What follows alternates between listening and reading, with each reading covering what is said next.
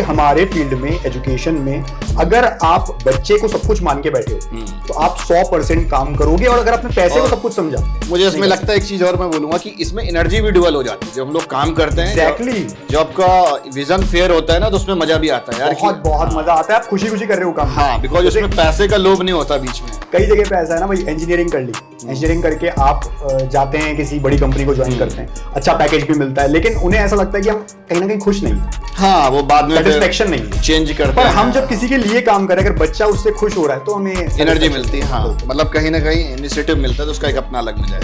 सोचिए उस समय देने की जरूरत थी, लेने का नहीं था। तो हमने 20 में कहा बच्चों को कि आप हमसे पूछिए, ये 2 नंबर हम आपको दे रहे हैं और आप हमसे जो पूछना चाहते हैं पूछिए। डेली बेसिस पे मेरे पास लगभग 1200 से 1400 मैसेजेस आते थे और 300 से 400 कॉल्स आते थे। ये फिक्स था। उस टाइम पे तो मैं बोलूंगा सर जितना व्यूज आता है और लगभग उतनी कॉल्स आ जाती थी। बिल्कुल। तो वो हम उनको आंसर करते थे। 20 में पूरा फ्री किया और वो चैनल पे आज भी वीडियो एग्जिस्ट करता है। 21 में क्योंकि इस बीच में बहुत सारे बच्चों के जब मैसेज आए तो पता चला कि स्कैम हो रहे हैं। कई लोग जो हैं आज ऑफलाइन काउंसलिंग के नाम पे बड़ी बड़ी सिटीज हम कह सकते हैं, दिल्ली में, पुणे में, नोएडा में, बेंगलोर में ऑफिसेस खोल के बैठे हैं जहां लोग जा रहे हैं। 2-2 लाख रुपए सर्विस चार्ज है, जिसको कंसल्टेंसी चार्ज लोग कहते हैं। दो तो मैं बोलूंगा सर कम है ये। कुछ लोग तो प्री बुकिंग वाले कंसेप्ट पे भी काम कर रहे हैं। बहुत अभी अब इसी वीडियो में, इसी पॉडकास्ट में मैं चाहूंगा अपन बच्चों तक पहुंचाएं कि क्या गलती वो कर रहे हैं। हेलो नीट एस्पिरेंट्स, यार बड़ी एक्साइटमेंट के साथ में यार आज हम हैं कॉलेज काका के जो फाउंडर हैं डॉक्टर हिमांशु ओझा। यार तो आप सभी वीडियो तो देखते ही होगे ना यार इनकी। अगर एमबीबीएस की आपकी अगर गोल है ना कि अगर मेरे को गवर्नमेंट सरकारी कॉलेज में सीट चाहिए ना, तो कॉलेज काका की वीडियो सबने देख रखी होगी। तारीफ करने के लिए सिर्फ इतना ही बोलूंगा, अगर यूट्यूब की दुनिया में अगर आप देखोगे तो भैया अगर एमबीबीएस के बारे में कुछ भी जानना है, कोई भी रियल टाइम अपडेट, मतलब कट ऑफ नहीं, सिर्फ कट ऑफ के साथ साथ जो भी दिक्कत आप फेस करते हो, अगर कॉलेज में जाओगे तो सर का विजन कुछ ऐसा है कि बच्चा कॉलेज काका को जानना चाहिए। तो आज हमारे साथ में हैं डॉक्टर हिमांशु ओझा सर। तो सर मोस्ट वेलकम है हमारे नीट चैनल पे। और बच्चों का हमेशा कुछ ना कुछ कमेंट्स रहता है, बिकॉज हम दोनों सेम कम्युनिटी से हैं, तो कहीं ना कहीं पता चलता है आपके बारे में। और जैसे अभी फर्स्ट टाइम मैं मिला हूँ तो आज मुझे बहुत अच्छा लग रहा है आपके साथ, और पॉडकास्ट करने का भी मौका मिल रहा है, तो मेरी बड़ी एक्साइटमेंट है और हमारी टीम भी बड़ी एक्साइटेड जितने साथ में हमारे। तो मोस्ट वेलकम है सर। थैंक यू निखिल भाई। आपने, मुझे जहाँ तक याद है, लास्ट ईयर हम सबसे पहले एक बार फोन पे कनेक्ट हुए थे और मुझे बहुत अच्छा लगा था क्योंकि अपना विजन सेम है। अच्छा, आयुष में आप लोगों का काम बहुत समय से रहा है, तो एक हमेशा से था कि हाँ इस तरह से होना चाहिए। फिर जब माइंडसेट वाले मिलते हैं तो लगता है कि हाँ बहुत बहुत जरूरी होता है। और जब पॉडकास्ट की आपने बात की तो मुझे बहुत एक्साइटमेंट था कि भाई हाँ होना चाहिए। जब सेम तरह के लोग मिलते हैं, आज यूट्यूब पे भी ऐसा कई जगह पे है कि 2 सेम कम्युनिटी वाले मिल रहे हैं आपस में। हम कह सकते हैं collaboration is very important right. हाँ, कोलैबोरेशन से ही चीजें हो रही है, तो बहुत अच्छा लगता है। एक चीज और मैं बोलूंगा कि जैसे हर एक का अपना अपना इनिशिएटिव है, तो आप भी काम करने पे फोकस कर रहे हो कि बच्चों के साथ गलत नहीं हो। कहीं ना कहीं हम लोग एक ही डायरेक्शन पे काम कर रहे हैं, तो वो लगता है कि अगर एक यूनाइट हो जाएंगे तो बच्चों को और बेहतर मैसेज देखो जाएगा। एक चीज जो सबको समझनी चाहिए अपने फील्ड में, स्टूडेंट्स है ना तो अपन है। हाँ एग्जैक्टली भाई ये बात क्लियर है, बच्चा ही सब कुछ है। आप हर जगह पे मान लो, अगर हम होटल की बात कर रहे हैं तो होटल में अगर कस्टमर आ रहा है और होटल वाले ने उसको सब कुछ समझा, तो एक कॉल पे उसकी सारी सर्विसेज प्रॉपर होगी, सारी चीज प्रॉपर होगी। अब वो इंसान जब भी उस शहर की बात करेगा, उस होटल का नाम जरूर लेगा। सिमिलरली हमारे फील्ड में, एजुकेशन में, अगर आप बच्चे को सब कुछ मान के बैठे हो तो आप 100% काम करोगे। और अगर आपने पैसे को सब कुछ समझा, मुझे इसमें लगता है एक चीज और मैं बोलूंगा कि इसमें एनर्जी भी डुअल हो जाती है जब हम लोग काम करते हैं। एग्जैक्टली, जब आपका विजन फेयर होता है ना तो उसमें मजा भी आता है यार। बहुत मजा आता है। आप खुशी खुशी कर रहे हो काम। हाँ, बिकॉज उसमें पैसे का लोभ नहीं होता बीच में। कई जगह पे ऐसा है ना भाई, इंजीनियरिंग कर ली, इंजीनियरिंग करके आप जाते हैं किसी बड़ी कंपनी को ज्वाइन करते हैं, अच्छा पैकेज भी मिलता है, लेकिन उन्हें ऐसा लगता है कि हम कहीं ना कहीं खुश नहीं है। हाँ, वो बाद में सेटिस्फेक्शन नहीं है, चेंज करते पर हैं। हम जब किसी के लिए काम करें, अगर बच्चा उससे खुश हो रहा है तो हमें एनर्जी मिलती है। हाँ, मतलब कहीं ना कहीं इनिशिएटिव मिलता है तो उसका एक अपना अलग मजा है। तो सर थोड़ा सा बच्चे आपकी पर्सनल लाइफ के बारे में भी जानना चाहते हैं कि कहाँ से क्वालिफिकेशन है, कहाँ से बिलोंग करते हैं। देखिए मैं अजमेर, आप सब जानते हैं, राजस्थान का एक छोटा सा शहर है। और छोटा कितना, मैं ऐसा बता सकता हूँ कि 20 मिनट में आप राजस्थान में, अजमेर में किसी भी जगह से किसी भी जगह पे पहुंच सकते हो। इतना छोटा सा शहर है जिसमें आप, अगर हमारी बिल्डिंग जो वहाँ पे ऑफलाइन हमारा सेंटर है, सेल्सियस इंस्टीट्यूट के नाम से चलता है, उसकी बिल्डिंग क्योंकि ऊंची है, उस पर जाके अगर देख लोगे तो चारों तरफ आपको अरावली पर्वत दिख जाएगा। और वो शहर एक बहुत प्यारा सुंदर शहर है। तो अजमेर से मेरी बिलोंगिंग है, मैं बचपन से वहीं रहा हूँ। इवन मेरे 4 फादर्स भी अजमेर से रहे। ओके, तो यहीं से शुरुआत हुई अजमेर की। पैतृक निवास इसका मतलब। हाँ। कुछ टॉप स्कूल्स हैं, सेंट पॉल्स जिसमें मैंने प्राइमरी स्कूलिंग की अपनी, फिर सेकेंडरी स्कूल डेमोन्स्ट्रेशन अजमेर में बहुत अच्छी स्कूल है जो रीजनल इंस्टीट्यूट RI इंडिया के अंदर 4 ही कॉलेजेस हैं, उनमें से एक उसके साथ में डेमोन्स्ट्रेशन स्कूल होती है, वहाँ किया। देन 11th-12th मेरी KV2 अजमेर से हुई थी। उसके बाद में मैंने नॉर्मल BSc किया और फिर मेरी मास्टर्स जो थी MSc central university of Rajasthan, जो कि अपने आप में एक प्रोमिनेंट यूनिवर्सिटी है, वहाँ से मेरा MSc हुआ है। लाइफ साइंस कंप्लीट होता है जिसमें से माइक्रोबायोलॉजी मेरा स्पेशलाइजेशन था, और उसके बाद में मेरा PhD जो है वो मॉलिक्यूलर बायोलॉजी एंड बायोटेक्नोलॉजी के अंदर प्लांट बेस्ड वो रहा है। तो टीचिंग में भी हम लोग रहे हैं, इसीलिए उसी से जुड़े हुए हैं। कौन सा सब्जेक्ट पढ़ाते हैं सर आप? मेरा बायोलॉजी रहा है। अच्छा। और अभी पढ़ाते हैं बच्चों को? बिल्कुल पढ़ाना पड़ता है, क्योंकि बच्चे, वही मैंने कहा, बच्चे हैं तो हमें, है ना, तो कहीं ना कहीं कुछ ऐसे चैप्टर्स हैं जहाँ दिल से जुड़ाव है कि नहीं ये चैप्टर तो मुझे जाकर के ये उस तरह डिलीवर करना अपनी वाली स्टाइल। बुक्स हैं हमारी NCERT निचोड़ नाम से बहुत फेमस बुक्स हैं जो इंडिया में बच्चे फॉलो भी करते हैं। ऐसे ही NCERT वर्ड टू वर्ड, वो हमारी खुद की लिखी हुई बुक्स हैं। सारा अपने एग्जैक्टली, तो वो बच्चे बहुत उसको पसंद भी करते हैं, तो कहीं ना कहीं जरूर। एक चीज और बड़ी इंपॉर्टेंट है, बिकॉज मैंने कॉलेज काका जो चैनल है ना वो एकदम बूम में आया, और देन मैंने तब देखना स्टार्ट किया। तो एक वो पहले से 2019 से कंटेंट क्रिएट कर रहा हूँ, तो आई थिंक मुझे लगता है कि बीच में मैंने कुछ 2020 में देखा मैंने, कोविड के पहले, फिर एकदम से बहुत सब्सक्राइबर्स बढ़ गए। तो इसकी जर्नी स्टार्ट कैसे हुई, मतलब ये कैसे लगा कि आपको यूट्यूब में आना चाहिए? और इसको मैं चाहूंगा कि आप ईयर वाइज थोड़ा सा बताएं। मैं इसको बहुत अच्छे से जो भी स्ट्रगल है, जो भी पेन, बिकॉज क्रिएटर्स के अंदर तो देखिए कोई तो मैं तो यही कहूंगा कि YouTube पे जितने भी लोग हैं, चाहे आज उनके करोड़ों सब्सक्राइबर्स होंगे, चाहे वो शुरुआती दौर में, सबने स्ट्रगल किया है और मेहनत सब कर रहे हैं। देखिए शुरुआत जो हमारी थी ना वो 2016 में, मतलब आप समझिए जिस समय YouTube का एक्चुअल वो दौर नहीं था एजुकेशन फील्ड में। 16 में हमारे साथी, क्योंकि मेरे बहुत अच्छे मित्र डॉक्टर अभिमन्यु कुमावत, जिनको बच्चे बहुत प्यार करते हैं, उनके बहुत फॉलोअर्स भी हैं, और हम दोनों 2009 से साथ में क्लासमेट्स थे। तो उन्होंने MBBS किया है JLN मेडिकल कॉलेज से। तो हम लोग 16 में एक हमने स्टार्ट किया था, उसका नाम हमने रखा था PMT काका। एक चैनल था, उस पे हम एजुकेशनल फिजिक्स केमिस्ट्री बायो के नाम वैसे बड़ा कैची है, और मैं बोलूंगा कि बहुत अच्छा यूनिक। एक्चुअली राजस्थान में काका का मतलब है चाचा। तो काका मीन्स जो सबकी हेल्प करे, है ना, उस तरह से हमने इसको लिया था, एक हेल्पिंग हैंड की तरह से। तो हमने उसको नाम जो दिया उस समय वो PMT काका दिया था 16 में। और हम उस पे कंसिस्टेंट नहीं थे तब, YouTube का इतना पता नहीं था कि कंसिस्टेंसी भी रखनी है और सब। कभी कभार बीच में वीडियोस डाल दी और इस तरह से करते थे, और ना उस तरह का डिजिटल सेटअप होता था। हालांकि हमने एक कैमरामैन बैठाया होता था पीछे, प्रॉपर तरीके से हमने किया था वो काम। बट 16 से धीरे धीरे 17, 18, 19 आते आते थोड़ा सा बढ़ा वो, और ठीक है नॉर्मल चला था, 6-7 हज़ार सब्सक्राइबर, बहुत ज़्यादा भी नहीं, नॉर्मल। अब 20 में आता है कोविड। हर किसी के लिए बहुत ज़्यादा चुनौतीपूर्ण था, तो बच्चों ने भी कहीं ना कहीं फेस किया, टीचर्स ने भी, सबने ही उस चीज़ को फेस किया। तो एक समय आया, आपको याद होगा 2020 में सितंबर के समय नीट का एग्जाम हुआ था। If I am not wrong 12 सितंबर को हुआ होगा। तो नीट का एग्जाम हुआ, होने के जस्ट नेक्स्ट डे जो मेरे साथी हैं डॉक्टर अभिमन्यु कुमावत सर, उन्होंने मुझे कहा कि यार भाई एक काम करो, आप नीट काउंसलिंग पे ना वीडियो बनाओ, क्योंकि मैं बच्चों की काउंसलिंग करवाता था। हमारे स्टूडेंट्स तो थे, जो स्टूडेंट्स रहते हर साल उनका एडमिशन हो रहा था, मुझे काउंसलिंग की पूरी प्रोसेस पता थी, उनको proper all India counselling, state counselling सब में हम पार्टिसिपेट करवाते थे। लेकिन वो वीडियो जो उन्होंने मुझसे डिमांड की थी वो था कि भाई एक बेसिक वीडियो हो जिसमें बच्चा जो है सारी चीज जाने, उसे पता चले कि क्या है क्या नहीं है। तो मेरा पहला रिएक्शन ये था कि यार बच्चों को पता होता है, ये तो कोई बहुत बड़ी चीज। मैं भी बोलूंगा कि टीचर की नजरों में अब तो एक ये कम्युनिटी बन गई है, एक प्लेटफॉर्म बन गया है। यूट्यूब पे आके आप अपने आप को रिप्रेजेंट कर पा रहे हो, तो 4 लोग और कर रहे हैं, तो मुझे खुशी होती है यार कि लोग इसको समझ तो रहे हैं, मतलब इसकी इंपॉर्टेंस तो आ रही है। बिकॉज जितने बड़े कोचिंग इंस्टीट्यूट्स हैं या कॉर्पोरेट्स में आप बात कर लो, तो कोई काउंसलिंग को उतने इंपॉर्टेंस नहीं देता है, जबकि होता है कि रैंक आ गया, बच्चा उसके बाद एकदम अनजान हो जाता है, मतलब और उसकी एक गलती और मुझे लगता है उसकी सीट चली गई। इसी में मैं एक पॉइंट ऐड करूंगा आपसे, ये तो इंसिडेंस 20 का बता रहा हूँ। हाँ। 2018 में ऐसा इंसिडेंस हमारे कोचिंग इंस्टीट्यूट के साथ हो चुका था। एक बच्ची थी, बहुत अच्छी लड़की थी, अच्छा स्कोर भी आया उसका, उसको हमने ऑल इंडिया काउंसलिंग करवाई, और उसी समय जैसे मैं गाइड करता था बच्चों को बता देता था कि बेटा ऑल इंडिया काउंसलिंग आपकी है, अब आपका स्टेट काउंसलिंग का फॉर्म आएगा राजस्थान में, क्योंकि आप हो तो आपको वो भरना होगा, और ऐसा करके। अब वो बच्ची डिस्कनेक्ट हो गई हमसे। हमने उनको कॉल करने की कोशिश की, उनके नंबर वगैरह चेंज हो गए होंगे, बच्चा मोस्टली होता है, नहीं कनेक्ट करने आता है, फिर चला जाता है। ऑल इंडिया में उसे कॉलेज नहीं मिला, उसे लगा कि स्टेट काउंसलिंग और ऑल इंडिया का काउंसलिंग का एक ही फॉर्म भरना होता है, बाद में भरना ही नहीं होता है। मिसकम्युनिकेशन हो गया।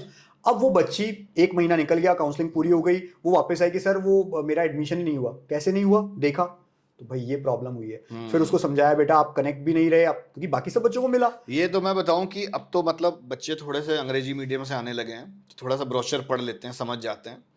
मैंने 2016 में जब इंजीनियरिंग करी थी, मतलब स्टार्ट फर्स्ट ईयर में था, तो उस टाइम पे हम लोग अपना ही स्थिति ऐसी थी कि इंग्लिश का ब्रोशर समझ में नहीं आता था, और उस ब्रोशर की उतनी इंपॉर्टेंस जो आज समझते हैं वो कभी नहीं समझते थे।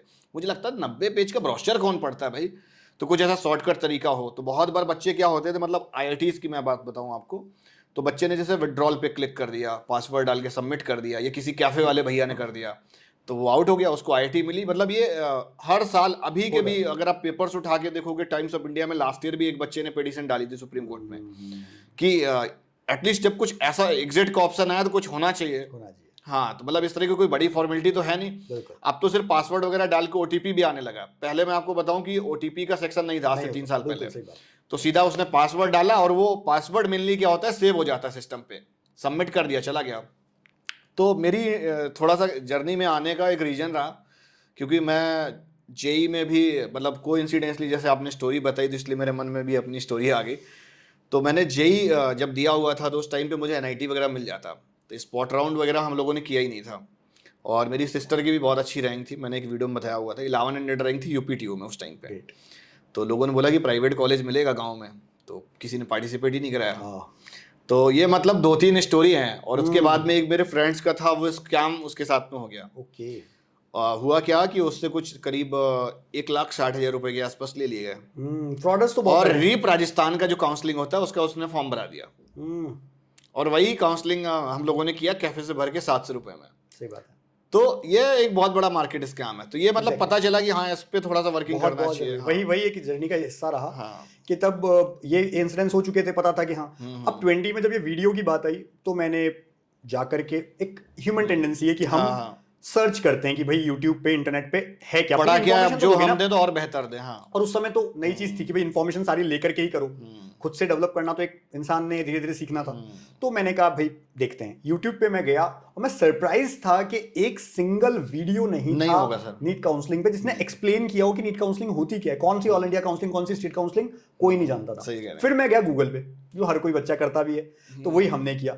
अब इंटरनेट पर जाकर के जब सर्च करते हैं, वहां पर भी एक समय एक जगह पे कोई इंफॉर्मेशन नहीं है, कहीं कहीं टुकड़ों में कुछ कुछ इंफॉर्मेशन हैं। और अगर उस समय कट ऑफ डालते थे तो कट ऑफ लिखी हुई आती थी 50%, 45%, 40%। कट ऑफ का मतलब ये नहीं था, ये था कि भाई कितना नीट पास होने के लिए, गवर्नमेंट कॉलेज जाने के लिए कितनी कट ऑफ है, वो कहीं नहीं लिखी होती थी डायरेक्टली। कट ऑफ एक्चुअली उस टाइम पे स्टेट अथॉरिटीज रिलीज नहीं करती थी, वो भी था। अगर आप उस टाइम पे जब आप बात बता रहे हो, मुझे लग रहा है कि MCI शायद काउंसलिंग कंडक्ट कराती थी। नहीं, तब तक MCC आ गया था, MCC आ गया था, लेकिन कहीं इंटरनेट पे एक जगह पे था नहीं वो, क्योंकि मे बी फिर ऐसा होगा, या तो पोर्टल NIC के पास में नहीं था शायद, बिकॉज उस टाइम पे हम लोग जब पहले फॉर्म फिलिंग करते थे तो बड़ा गंदा सा पोर्टल था। तो मतलब पहले लॉगिन आ जाता था, वो रिजल्ट दिखा करके सीधा आ जाता था। अब तो बड़ा सिस्टमेटिक हो गया है। तो हुआ ये कि अब मैंने 7 से 8 दिन लिए वो वीडियो बनाने के लिए।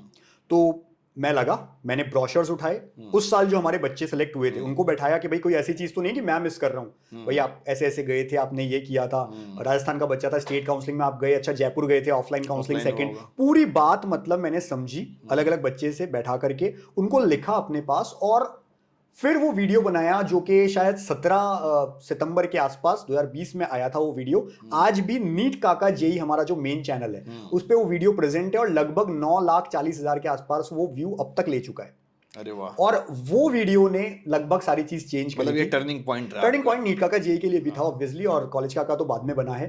तो वहां से एक जर्नी जुड़ी, क्योंकि बच्चों को कनेक्ट करना, आपके पास कंटेंट बहुत अच्छा है। आज अगर नीट काका JEE पे कोई जाता है, 3.5 लाख अब तो सब्सक्राइबर्स हैं, अब कोई जाता है तो उसको पता है कि कंटेंट वाइज बहुत तगड़ा है। लेकिन एक बार अच्छे कंटेंट को पहुंचाना बहुत बड़ा टारगेट है। मैंने एक चीज की मैं और तारीफ करूंगा आपकी, कि बहुत बार कंटेंट हम भी देखते हैं, होता है कि बेसिकली बहुत र्यूमर्स वाले कंफ्यूजन आ जाते हैं। होता है। तो मैं आपको बताऊं कि बहुत कम लोग ऐसे हैं जो ये कन्फ्यूजन्स क्लियर करते हैं। बिकॉज जब मैं काउंसलिंग करता हूँ 1-to-1, तो बच्चा हमारे पास में पूरा कंप्लीट पोर्टल मैनेज करने के लिए आता है जी। तो वो बच्चों के मन में कोई कन्फ्यूजन होता नहीं है, वो किसी न किसी की मिस गाइडिंग की वजह से कोई नई चीज उसके मन में आ जाती है, और वो सिर्फ आपके चैनल पे मिलती है।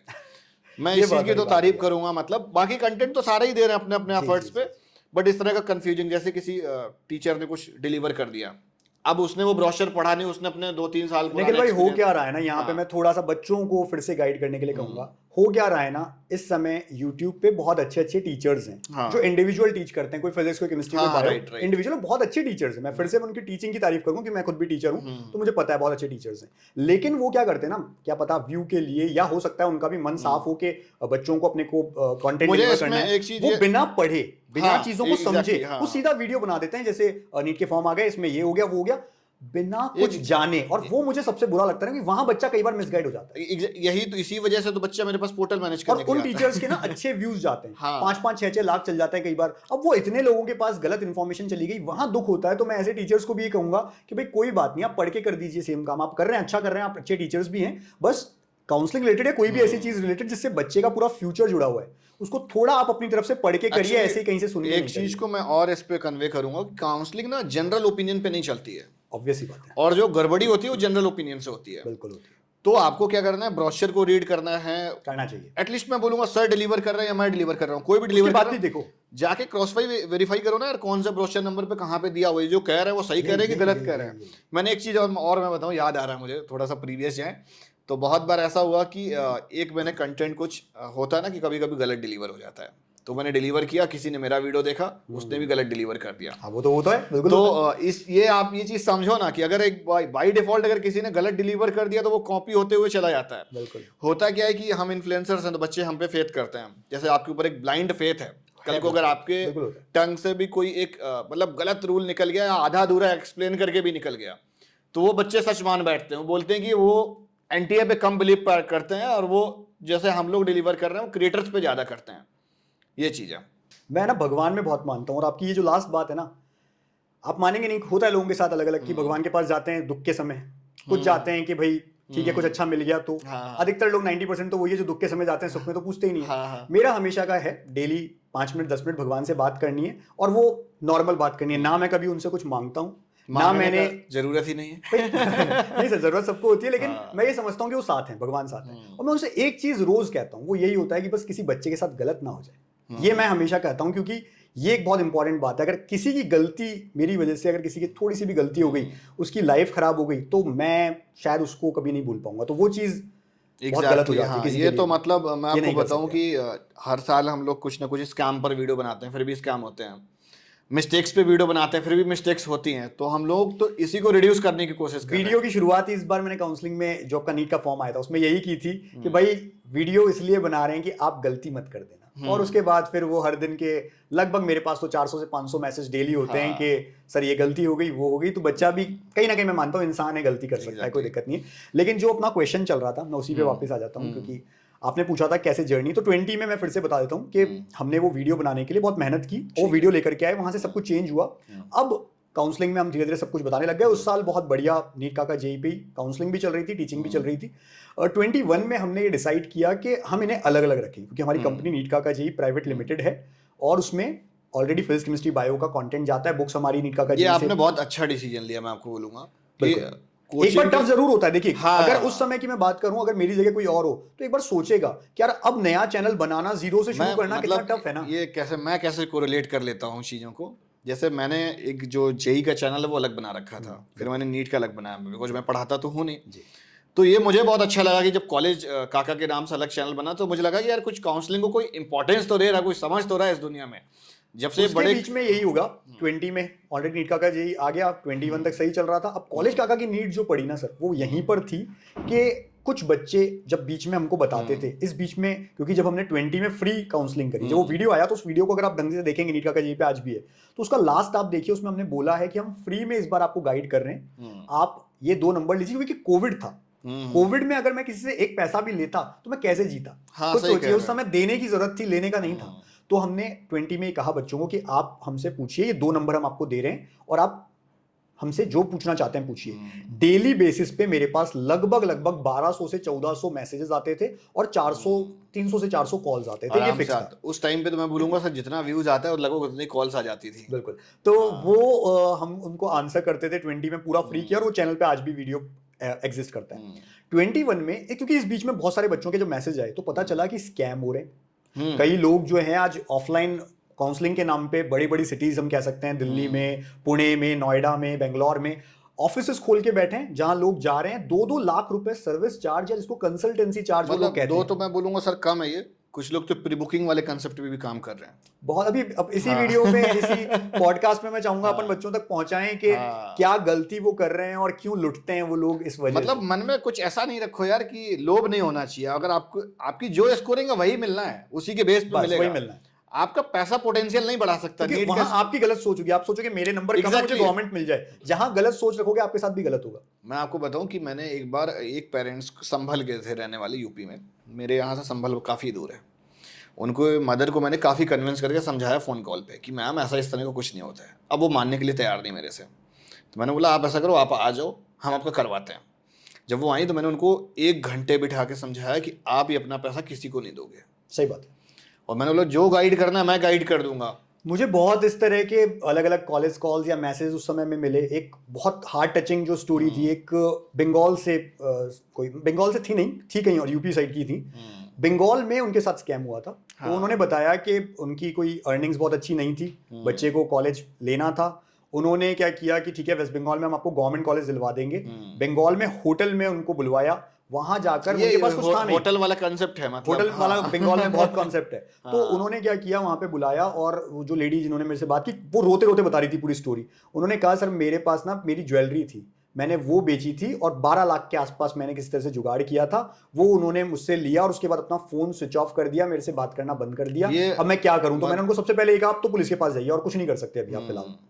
और मैं बोलूंगा यार देखो, पुलिस के पास जाने से भी स्कैम रुकेगा नहीं तो होगा कुछ समझना नहीं, मेरे। पुलिस नहीं ढूंढ सकती है उन्हें। इट इज बेटर कि आप लोग ना अपने मन में इस तरह का कोई मिथ मत रखो, अपनी सोच ना एकदम फेयर रखो कि भाई जो होना है नीट की काउंसलिंग के बेस पर होना। एक भी सिंगल एडमिशन ऐसा नहीं है कि मैं कर दूंगा या सर कर देंगे, कोई नहीं कर सकते नहीं कर सकते। और जो रूलिंग कहती है उसी के बेस पे होना है। दूसरा पेरेंट्स को भी ये ध्यान रखें कि अगर आपकी अर्निंग नहीं है, कई बार मैंने ऐसे हाँ। हर बार देख रहा हूँ ऐसे इंसिडेंट्स की कोई अर्निंग नहीं है, हमारा सो एंड सो जगह पे एक फ्लैट है, बस वो भी बेच देंगे बच्चे को, हमको तो एमबीबीएस कराना तो मैं मुझे है। इससे बाहर निकलिए, क्योंकि हो सकता है बच्चे में उतना टैलेंट नहीं है कि वो गवर्नमेंट ले सके, उसके नंबर कम रह गए तो कुछ और जरिया लीजिए। लेकिन आप प्राइवेट में अगर 1 करोड़ रुपए इंडिया में लगा रहे हैं उसके ऊपर और वो उतना टैलेंटेड नहीं है, 150 नंबर ला रहा है नीट में, क्या कर लेगा वो बच्चा? आगे जाकर के कहीं ना कहीं फंसेगा। Because, आपका वो पैसा इतना अच्छी जगह पे यूज कर सकते हो आप। डॉक्टरेट क्या है ना, डॉक्टर डिग्री तो ऐसी है ना कि सर वो स्किल बेस्ड है और प्लस प्रैक्टिकल ओरिएंटेड है। नॉलेज नहीं आज नहीं है तो आगे आपने अगर पैसा उस पर 1-2 करोड़ लगा भी दिया तो उतना वो प्रैक्टिकल ओरिएंटेड नहीं बनेगा, तो आपकी इन्वेस्टमेंट खराब गई। तो पहले तो आप उसका देखोगे पोटेंशियल किस लायक है। बिल्कुल।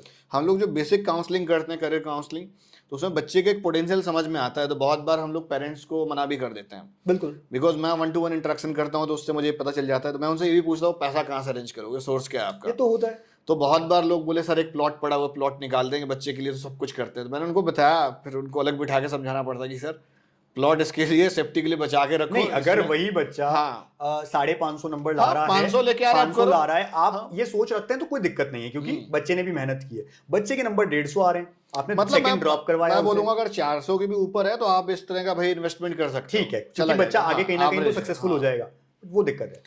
अब जिसका स्कोरिंग बहुत कम है ना, जो डोनेशन दे के चाह रहे हो कि कोई डायरेक्ट एंट्री मिल जाए, वो तो मिलने वाली नहीं रही, है ही नहीं, किसी के पास नहीं है। तो सर ये तो थोड़ा सा आपकी जर्नी वाला पार्ट था। तो इस तरह से जो कॉलेज काका है उसका, कॉलेज काका फिर हमने 21 में चैनल सेपरेट बनाया। सो शुरुआत की और जीरो से शुरुआत की, बस कंटेंट पे काम किया, कभी ये नहीं सोचा। और जिस दिन मैंने बनाया था वीडियो, मुझे बिल्कुल भी 1% ये नहीं था, क्योंकि ऑलरेडी यूट्यूब पे बहुत टाइम से काम कर रहे थे, ये नहीं था कि मुझे सब्सक्राइबर लाने, मुझे लाइक लाने, मुझे व्यूज लाने। काम ये था कि कंटेंट अच्छे से अच्छा डिलीवर करना, ये अपने आप बाय प्रोडक्ट आ जाएगा। इनिशियल के 6 महीने के अंदर जब क्रिएटर्स होते हैं उनके अंदर की इच्छा तो खत्म हो जाती है, उनके अंदर यही रहता है कि हमको बेस्ट डिलीवर करना है। नहीं, आज भी नहीं होती है, मैंने देखा है। जो शुरुआत कर रहा है ना, वो कंसिस्टेंसी तोड़ता भी इस वजह से, क्योंकि उसको डे 1 ये लगता है कि मैं एक्सपेक्टेशन होती है कब मेरे उतने व्यू पहुंच जाएंगे, कब मेरे वो सब्सक्राइबर हो जाएं जिससे मेरी अर्निंग शुरू हो जाए। वो वहां गलत सोचते हैं। और अर्निंग के लिए जब सोचोगे तो आज यूट्यूब पे मेरे पास कितना पैसा आ रहा है, मैं आपको सही बात बताऊं तो मैं उसको एक नजर देखता भी नहीं हूं। मेरी टीम को मैंने कह रखा है कि जो हमारे क्रिएटर्स हैं, जो हमारे लिए वीडियो बना रहे हैं, आप उनकी सैलरी निकल, क्योंकि हमारा तो पूरा ऑर्गेनाइजेशन है। तो आप किसी में भी इसको यूज करो, मैं इसको हाथ भी नहीं लगाने वाला हूं, क्योंकि मैं उसका कभी समझता ही नहीं हूं कि वो मेरा काम है। बिकॉज कंसिस्टेंसी पे स्टार्ट उस बेस पे नहीं किया गया वो। नहीं, कभी उसको कभी, क्योंकि हम लोगों के पास है ना, हमारे पास ऑफलाइन कोचिंग है, Other अजमेर के sources अंदर है, भी है। उसके अलावा अजमेर में हमारी 2 ब्रांचेस है सेल्सियस इंस्टीट्यूट की। Okay. इसके अलावा हम लोग नीट काका जी ऑनलाइन पूरे इंडिया में सर्व कर रहे हैं और बहुत बेस्ट कंटेंट सर्व कर रहे हैं। हम लोगों की टेस्ट सीरीज 99 रुपीज में टेस्ट सीरीज दे रहे हैं हम, जिसमें 20 टेस्ट देते हैं हम, उसमें वीडियो सोल्यूशन देते हैं और टॉप जो टीचर्स हैं उनका कंटेंट जा रहा है। तो वो यूनिकनेस हम दे रहे हैं, हमको पैसे से मतलब नहीं है, हमारा काम है कि सर्विस कंटेंट तो मैं बोलूंगा एक बार चैनल पे देखोगे तो उसकी डेप्थ का आइडिया लग जाएगा, है ना। और मतलब बहुत ज़्यादा तारीफ करने का कोई है नहीं सर। थोड़ा सा एज एन क्रिएटर मैं बोलूँगा, एक समय ऐसा आता है जब आप स्टार्टिंग में क्रिएट कर रहे होते हो तो बड़ा हर एक जगह से परेशानियाँ आती हैं, दिक्कतें आती हैं। तो कभी आपके लाइफ में ऐसी सिचुएशन रही कि बहुत ज़्यादा एक स्ट्रगलिंग फेज आता है ना, कि एक वो होता है ना कि आप बहुत डाउन में होते हैं और उस समय लगता है कि यार अब तो हमारा गोल मिलके रहेगा, कभी ऐसा हुआ? सर ऐसा डाउनफॉल वाली चीज मैं नहीं मानता हूँ, बस परेशानी वाली जो आपने कहा वो कोविड में आया था, और वो सबके साथ ही आया था, क्योंकि हम बहुत अच्छा कर रहे थे ऑफलाइन में भी। मैं थोड़ा सा जानना चाहूंगा, आप इसको बताएं कि मतलब क्या क्या परेशानियों का, मतलब बच्चे इस चीज को समझें। देखिए ऑफलाइन कि कोई अगर बंदा उनको कंटेंट डिलीवर कर रहा है, क्योंकि मैंने आपको कहा कि फुल फ्लैश हम ऑनलाइन में 2020 से आए, कोविड बाद से ही आए। तो कोविड से पहले जो हमारा लाइफ था वो पूरी ऑफलाइन कोचिंग को लेकर। हमने बहुत मेहनत की थी वहां पे, प्रॉपर मार्केटिंग भी होती है, रिजल्ट ओरिएंटेड काम करते हो, नए रिजल्ट आते हैं, अच्छा काम होता है। तो हमें एक्सपेक्टेशन थी 20 से कि 20 में मार्च आएगा और हमारे एडमिशंस बहुत बूम पे होंगे, क्योंकि हमने बहुत अच्छा लास्ट ईयर काम किया, अच्छे सिलेक्शंस दिए। सिलेक्शन रेशियो हमारी अजमेर में 20% रही है सर, हमेशा। Nice, very nice. 100 में से 20 बच्चा अगर हम सेलेक्ट करके दे रहे हैं, और आज आपको ये जान के बड़ा लगेगा अजीब कि कोटा जैसे बड़ी सिटी होती है, सीकर बड़ी सिटी है जहां बच्चा जा रहा है, अजमेर जैसी छोटी सिटी में सेल्सियस इंस्टीट्यूट में बच्चे 20 स्टेट से बैठे हैं हमारे पास ऑफलाइन में, 20 स्टेट। अरे वाह। ये केवल हमारा जो 20 के बाद ऑनलाइन कंटेंट गया, बच्चों ने देखा यार ये कंटेंट लेने हम कोटा थोड़ा जाएंगे, इतना अच्छा कंटेंट है, अजमेर आए वो कम पैसे में पढ़ रहे हैं, जितना फीस कोटा लेता है, जितनी वहां पर हॉस्टल और बाकी चार्जेस है, वहां पर अजमेर में इतना नहीं है, तो वो इनको बेनिफिट मिल रहा है। वहां तो पे हम थोड़ा इकोनॉमिकल भी हो जाता exactly, होगा। हाँ। तो हम जो है उस समय तक ये सोच रहे थे, और जैसे ही मार्च आया, कोविड लगा, तो वो सारे एक तरह से अरमान जैसी चीज होती है ना कि अच्छा सब कुछ जा रहा है, बूम पे जा रहा है, ग्राफ यूं चढ़ रहा है, वो नीचे हो गया, बच्चे बंद हो चुके थे सब कुछ। लेकिन एक भगवान ने अच्छा काम ये किया था हमारे साथ कि 2019 के एंड में हमने अपना डिजिटल सेटअप और कैमरा लगा लिया था, क्योंकि हम दूरदर्शी थे, हमको कोविड से मतलब नहीं था, हम ये पहले से विजन क्लियर था कि हमको डिलीवर करना है, हमें ऑनलाइन में आना है और ये सब करना है। और हमने उस समय अपना ऐप भी बनवा लिया था, जो कि बेंगलोर से बना था, नीट का जेई का ऐप, वो उस समय 19 में हमने बनवा लिया था। तो वो बेनिफिट मिला हमें कि हम बाकियों से थोड़ा सा आगे थे। तो जैसे ही कोविड लगा, हमारा सारा कंटेंट मेन अच्छे कैमरे से जा रहा था, लोग जहां मोबाइल का यूज कर रहे थे डेफिनेटली घर से तो ये मोबाइल तो तभी होता है सर जब आपका विजन क्लियर होता है, विजन क्लियर था, आपका आगे को लेके